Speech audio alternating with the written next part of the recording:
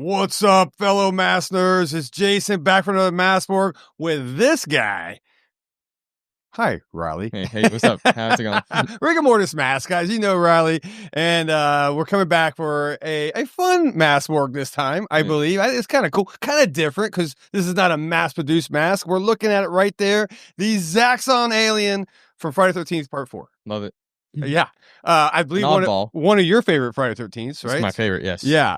And you're like, wow, that looked like a nutsack. Yeah, well, it kind of is, Yeah, man. it kind of does.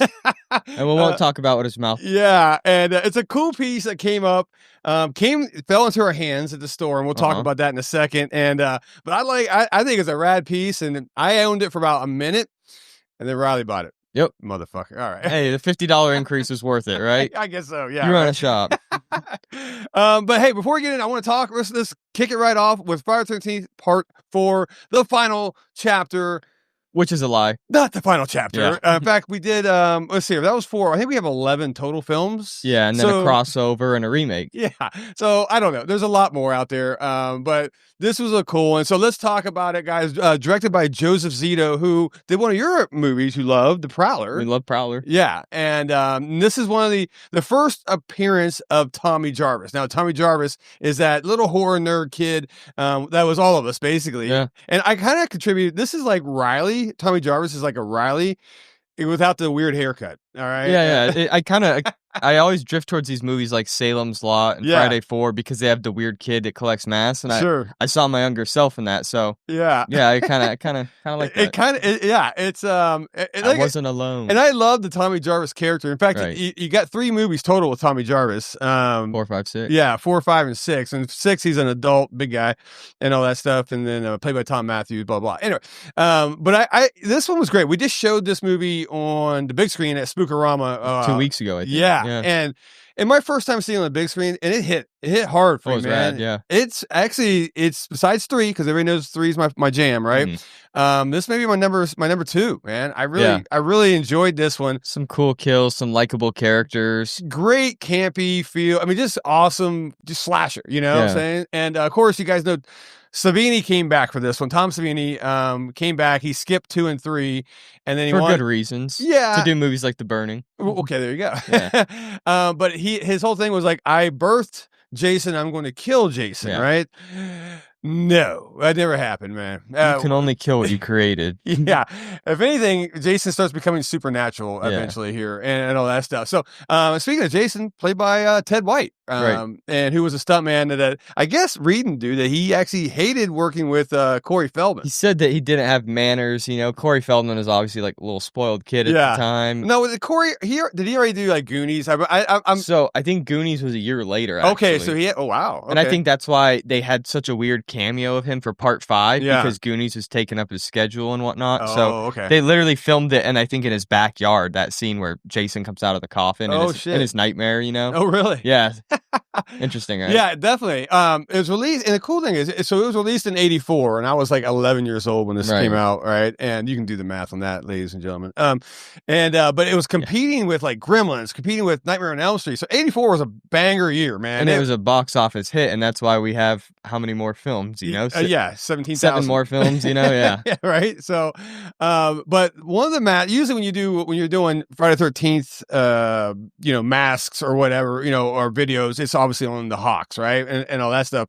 Not here. No, we're going a little deep cuts and all this stuff. So, this ZAXXON mask, ZAXXON. Let me explain ZAXXON. And I know you know, Riley, because you're read up on this, but a lot of people, this is my era, right, of video games. And unfortunately, it was there were very painful video games back in the day because everything was 2D, right? Right. Think about Pac-Man, think about Donkey Kong. All that stuff was just 2D, whether it was a stand-up arcade or a console. And by the way, back in the console days, it was only Atari 2600 and all that stuff. Super Nintendo. Yeah, well, even this is before that too. So basically, I played ZAXXON. So ZAXXON came out, and it was kind of the first 3D game, right? If you look at, I'll throw screenshots of it. It was like it was pretty wild. It was like an isometric projection, and it created this like 3D effect.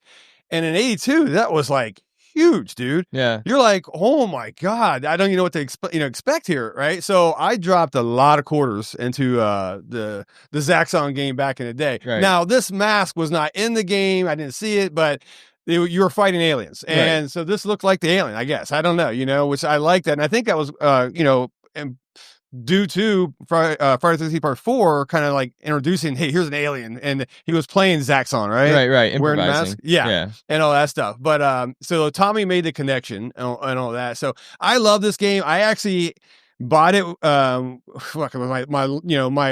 mowing my grass money type of selling shit. lemonade, for Atari 2600, and it sucked. But eventually a console called ColecoVision came out, and it almost was like exactly like the stand-up arcade game. And that ColecoVision, it just blew your mind. You're just like, oh my God, graphics cannot get this any more real than this, right? Yeah. And then here we are. Okay. Yeah. So pretty cool, man. I have a fond memories of both the movie and obviously the game and all that stuff. In fact, I might go find it somewhere and drop a few quarters and see if I can get the high score again. Yeah. And all that stuff. But might not have the movements anymore, but it's all good. Yeah, that's right. We got the mask instead. But this mask, like I said, popped in our lap here. It was dropped off and we bought it from a collector that was a big Friday the 13th collector. But yeah, I got a few pieces off of him. Yeah, so actually, I'm not even going to try to butcher it. I'm going to let Riley do what Riley does. Rigor mortis mask. Time to ramble. Kick it. What you got, man? Yeah, so a friend of the shop named Kyle Western came in, and he strictly collects Friday the 13th,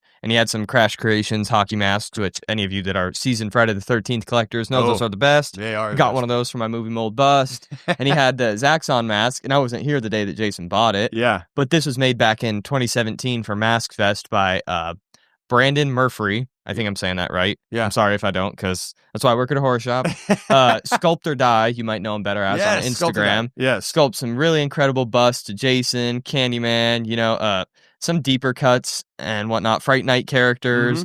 And this one was so cool because, I mean, I think 2 or 3 people have replicated this mask. I think D-Bach sculpted one. Yeah. I think maybe Eric Ubadi sculpted one. I could be mistaken on that, but this is by far the best replica.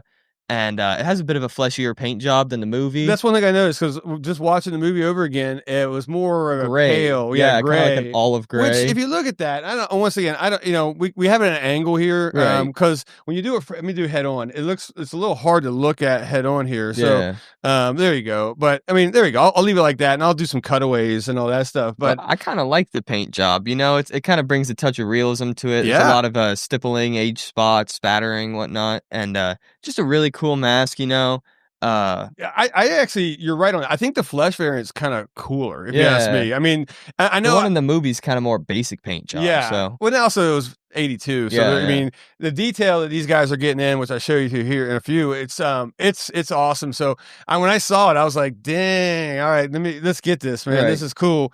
And but then I was just going to keep it, but then I saw the puppy dog eyes and Riley, and then when Riley wants to collect something and he wants something that you have, forget about it. He'll just work you to death, and eventually he'll get it. So it's the only way to do it. I cut to the chase, and I sold it to you immediately, and all that stuff. Well, you got quite a collection of Friday 4. Friday 4 is the best one, so I might as well pursue one film at a time, right? Yeah, definitely.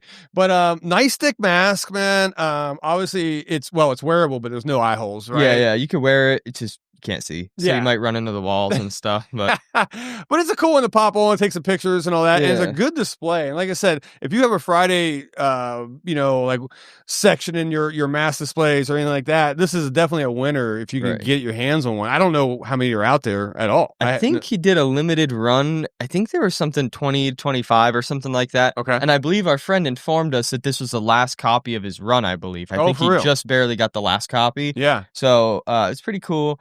And one thing that I'd like to note, because a lot of these oddball masks from movies, like a Hanging I Do, Salem's Lot Ghoul, they're made from a pre-existing studio, like Be Something, Dawn Post, Distortions, whatnot. Right. And this mask, what's interesting is actually it was sculpted for the film, because Tommy Jarvis is obviously a character that was supposed to be a tribute to a young Tom Savini, obsessed with makeup and masks and whatnot. But what's funny is this mask is actually just sculpted for the film, so it's interesting to note. And so this is just a replica of a mask that was made specifically for the movie. It wasn't something that was produced. Wasn't like a lot of the masks in Tommy's room all sculpted for the movie, right? Yeah. I think every single one, yeah. Yeah, because I remember when it popped on, I texted you during the movie. Yeah, you're like, name them all, and I was like, I can't because they were made for the film. So, you actually, I didn't know that. Because I was looking at something like, I kind of recognize it. It kind of looks like a Distortions in there and whatnot, or like Death Studios maybe, but yeah. But super fun mask, man, and like I said, super cool. When you were wearing it around the shop here, people were like I said, you looked. You look like a pair of old. Well, I don't want to say. I don't want to get too gross. Elderberries.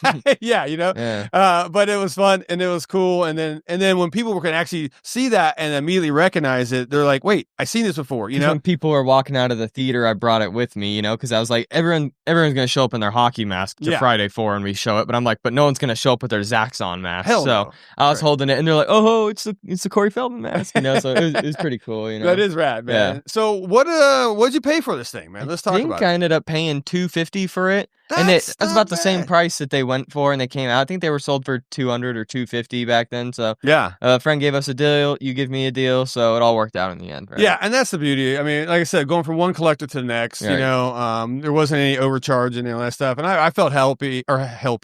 I must have been drinking already. Helpful. I felt happy. How about that? Oh, okay. And to buy that at that price, and like I said, now it's in our collection here, or absolutely. I'll say ours, yours mainly, but it comes here. It visits. You know, it comes to say hi. What's mine is yours. How about that? Oh, I like that. Then I'll take the. Let's not abuse it. Riley is single-handedly taking away every single Top Stone mask I own. I think at this point. So you got the few in the case up front. All right, those will be gone by. I do like that avocado mummy.